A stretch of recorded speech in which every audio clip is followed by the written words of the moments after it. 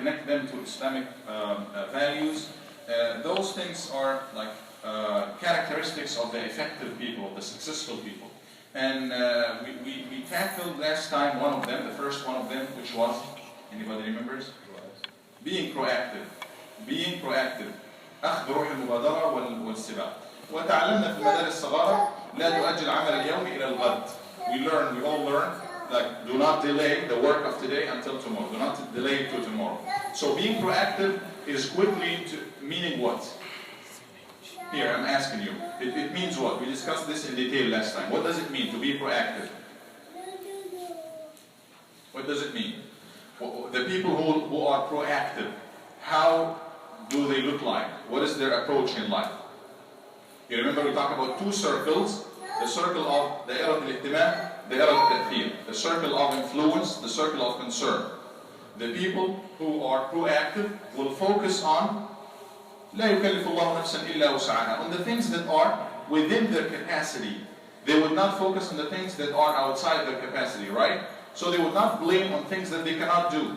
I am born like this, genetics, the weather today, I saw this person today, whatever. They would not focus on these things because it's simply out of their control. They would rather focus on the things that are within their control because these are things that they can do. They would always be responsible for their actions. They would not delay anything. They would not be لا يكون إنسان خصم وحكم في نفس الوقت. He would not be somebody who is a party in something and a judge at the same time. They would rather be focused. They would be kind of determined, and they will just have one way to go. And here Nabi sallallahu alaihi wasallam is teaching us so many ahadith.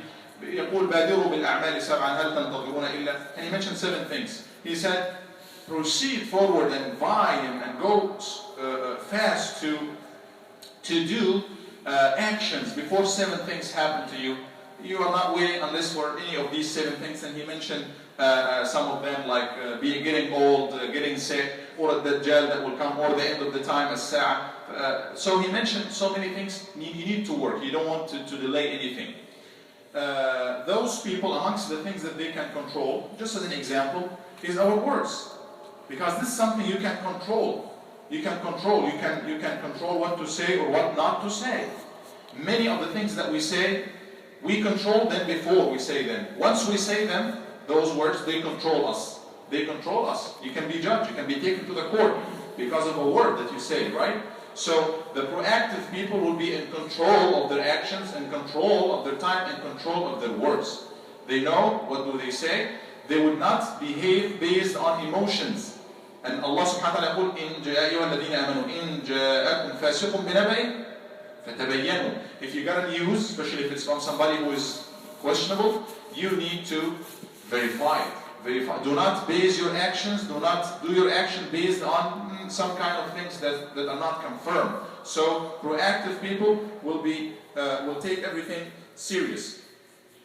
And Islam will teach us even ways how to learn that, ways how to deal with الانفعالات والمشاعر السلبية وكذا, how to deal with that, how to combat that, those kind of emotions or things that can happen and can over control you, like al-ghadab, for example, being reactive in such a way that you can get angry very easy and you can do things. And Nabi sallallahu alaihi wasallam لا تغضب, do not get angry. And it's not only that, he said, in case you get angry or anything, فإذا كان أحدكم يعني قائما فليجلس. If you are standing up, let him sit down. فإذا كان جالسا فليضطجع. If you are sitting down, like you change your position somehow. And then he said also, إن الغضب من الشيطان وإن الشيطان من النار وإن النار تطفأ بالماء فإذا غضب أحدكم فليتوضأ. He said, suggest another thing for us. He said, ghadab or anger is from shaitan, and shaitan is from the fire, made of the fire. And that's why if you get angry, you make wudu. And in another hadith, you take shower, فليغتسل. So try to imagine that if you change your position, if you get out of the room, if you just try to change it somehow, this is a practical way, طريقة عملية للسيطرة على الغضب أو على المشاعر. وكم من بيوت هدمت بسبب كلمة قيلت في ساعة غضب.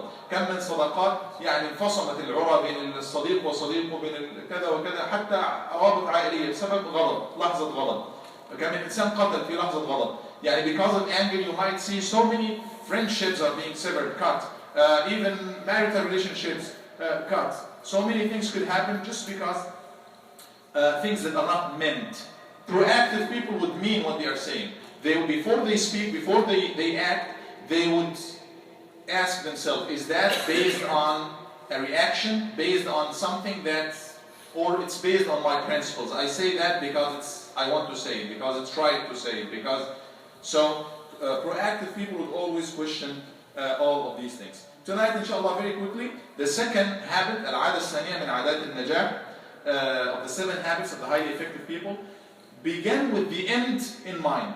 Begin to do the action with the end in mind, which means ابدأ وعينك على النهاية, or يعني have a goal. You have to have a target or goal. Many of us might work with no clear target or goal in their mind. If this is the case, the work will be haphazard and you will not achieve much. If you just go do anything, why do you go to school? Why do you go to work? What do you want out of this life? Why are you created? What is the purpose of life? If you don't have a goal, why are you moving there? Why are you doing this? If there is no goal, if there is no clear goal, then the action will involve a lot of ways. So you have to have some kind of planning. You have to plan. That's even before you do the action. So you see any building, this building for example, we did not get the construction people and the engineers and we tell them, go ahead and work. Okay, let's do a wall here and then maybe the entrance from here. And then they end up not knowing, oh, we should have another entrance for the sisters or whatever, what is the parking lot. You should have what at the beginning? Blueprint. You should have some kind of planning before you even talk about building.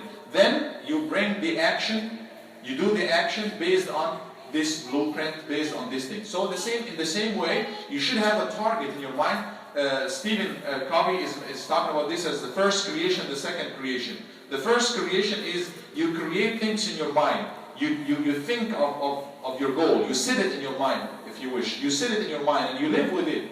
That's why it's so important to think like with your kids. They should live with a kind of dream. What do you want to be in the future? What do you and you should make it realistic, and you should make it also something that's not like. Yani for us Muslims, the ultimate goal should be al-Jannah, to reach to al-Jannah, the eternal life. It should be clear in our mind. If it's not clear in our mind, we wouldn't have even the incentive to work. If the goal of a believer is clear in his mind, then all the actions will be going to the same direction. All the company will be going to the same direction because they have the same statement or the same goal or the same target that they are shooting at. They have this project. Everybody from the smallest worker to all until the CEO, all are working towards achieving this project, all for the same direction. So we should have a goal in our mind, and it should be so clear, and we should check it every now and then, so we work to achieve this goal. You should have some kind of priorities. See this in the life of Nabi Sallallahu Alaihi Wasallam. What was his goal? What is the goal of Nabi Sallallahu Alaihi Wasallam? Why is coming?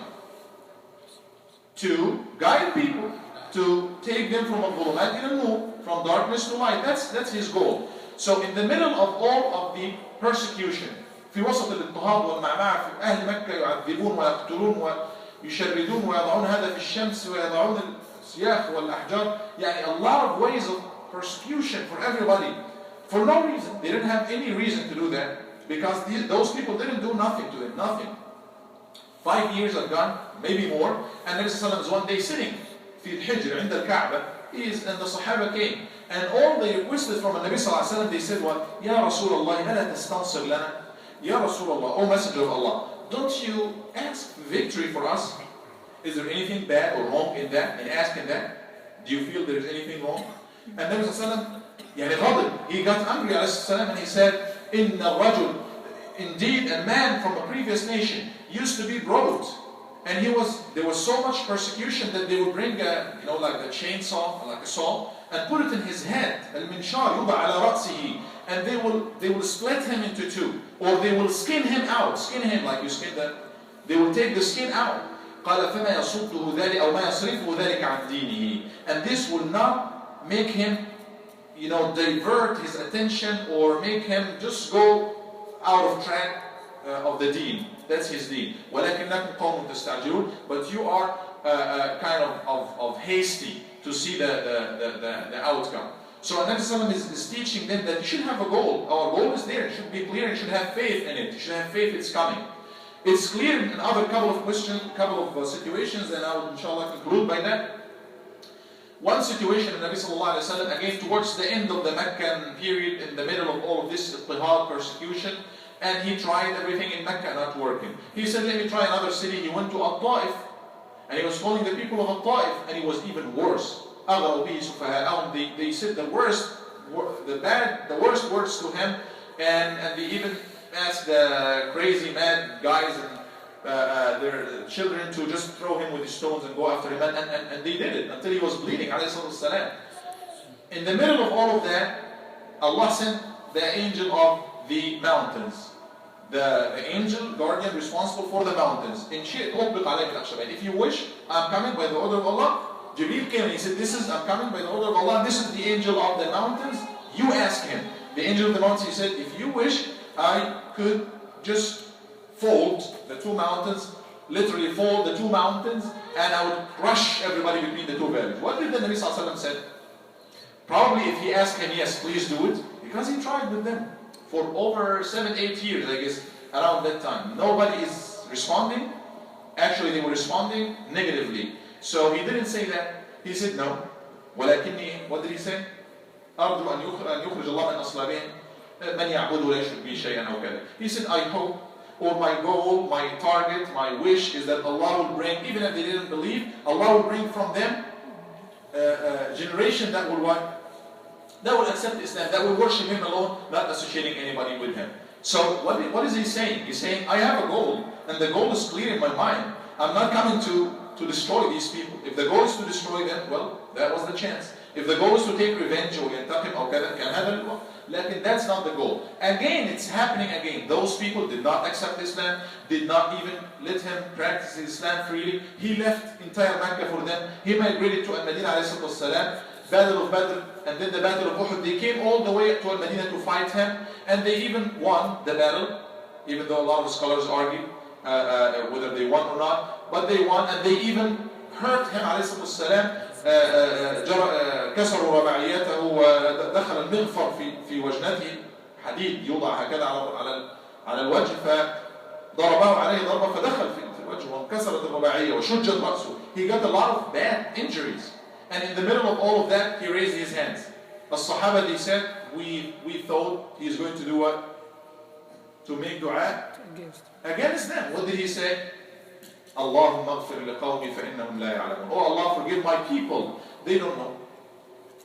They don't know. Again, the Nabi Sallallahu Alaihi Wasallam has what? Has a target, a goal, clear. Even if they are coming to fight him. Years and years of defiance and عادات مستميت للنبي صلى الله عليه وسلم. لكن the goal is so clear. I'm not coming to. It's one da'wah. All it takes is one dua. يا رب أهلكهم.